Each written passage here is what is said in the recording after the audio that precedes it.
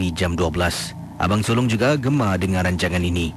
Banyak juga pengalaman pendengar-pendengar Ria dari Singapura, di luar Singapura yang dapat kita pelajari sesuatu. Tapi seperti Kisi katakan, rancangan ini sememangnya hanya satu hiburan. Kita harus anggaplah sebagai hiburan sahaja.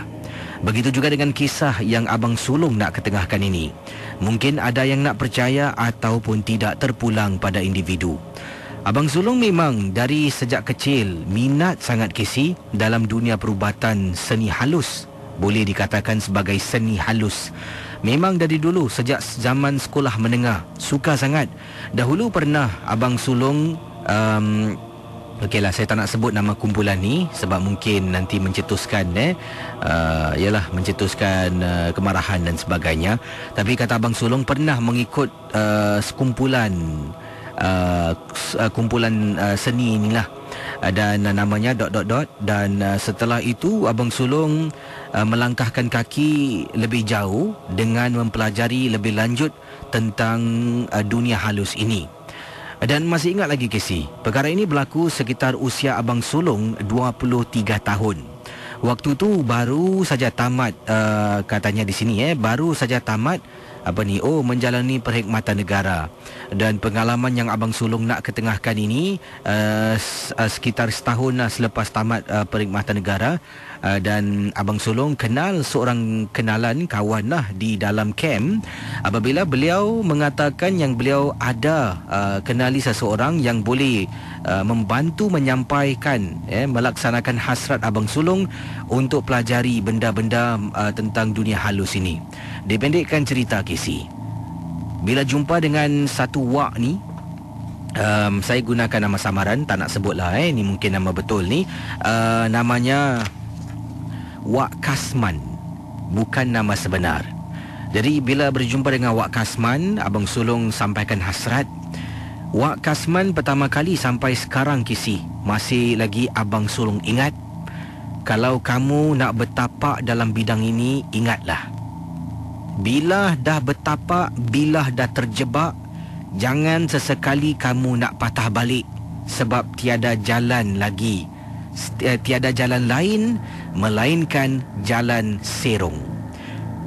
Bila ditanya, darah muda ni memang Kisi semangat, semua nak buat, semua okey, tak kisah. Maklumlah tak ada tanggungjawab, belum kerja, tak ada kekasih, isteri pun belum ada, anak-anak belum ada, semua okey.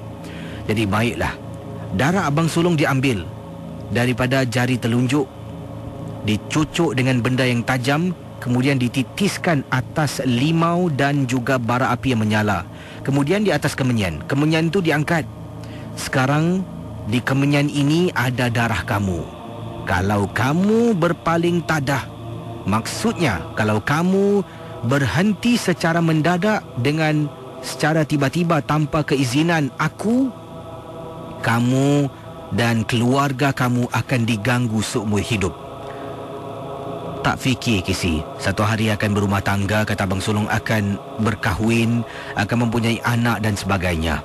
Jadi akhirnya benda yang pertama Abang Sulong pergi adalah masuk ke salah sebuah hutan di Singapura.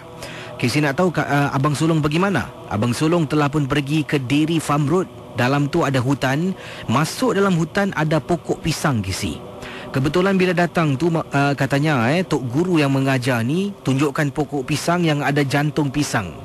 Dia katakan pada Abang Sulong, sinilah tempat yang kamu harus bertapa dan sinilah tempat kamu harus mendapatkan sesuatu. Pada hari Khamis malam Jumaat, 2 hari Khamis malam Jumaat berikutnya, Abang Sulong harus datang dan ikat benang warna hitam di hujung jantung pisang, kemudian hujungnya ikat kepada ibu jari kaki sambil Abang Sulong harus baring di atas rumput 1 malam Kisi. Sampailah dengar rayuan orang minta tolong. Dari situlah berurusan dengan makhluk halus yang terperangkap dalam jantung pisang tersebut. Untuk pengetahuan Kisi, kata Abang Sulong, makhluk yang dimaksudkan adalah hantu Pontianak. Pontianak dipelihara untuk tujuan apa Kisi? Menjatuhkan musuh. Untuk tujuan apa? Membalas dendam, menakut-nakutkan musuh, kata Abang Sulong. Jadi akhirnya dipendekkan cerita, bila dah dapat Pontianak itu, dimasukkan dalam satu bekas. Bukanlah macam orang kita masukkan dalam botol, bukan. Seolah-olah ia menjadi sejenis batu kecil masuk dalam bekas. Kemudian kalau pada malam-malam tertentu botol itu digoncangkan di atas kemenyan, kemudian akan dengar suara dalam botol, ada suara perempuan yang minta tolong Kisi. Jadi akhirnya setelah lebih kurang 10 tahun, dari usia 23 sampai 33 tahun Kisi, Abang Sulong bergiat. Mungkin jodoh pertemuan di tangan Tuhan, jumpa seorang gadis yang berkenan di hati. Bila jumpa dengan gadis ini, niat di hati nak hentikan hasrat, nak hentikan segala kegiatan-kegiatan halus yang dilakukan sejak 10 tahun lalu. Tak boleh Kisi.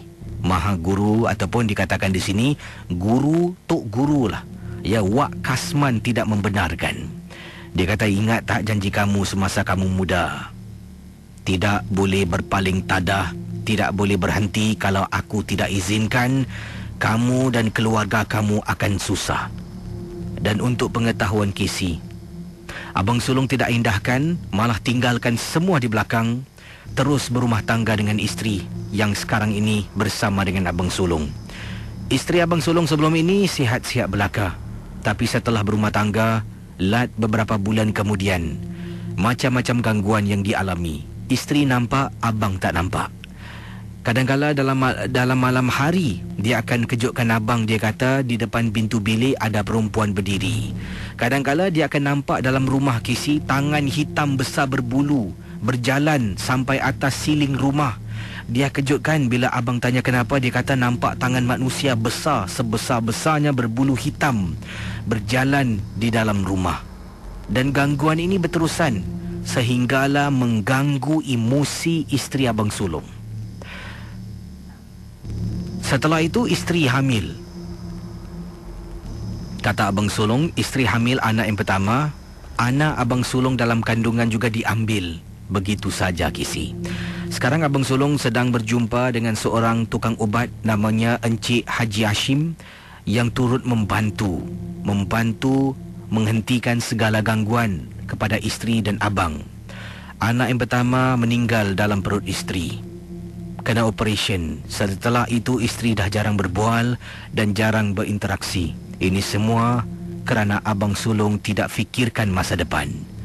Abang Sulong ingin menyeru kepada ada beberapa budak muda yang bergurukan Wak Kasman, tolong hentikanlah, fikirkan tentang masa depan.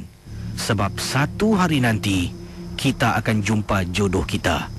Mampukah kita melihat orang yang kita sayang sakit merana buat selamanya?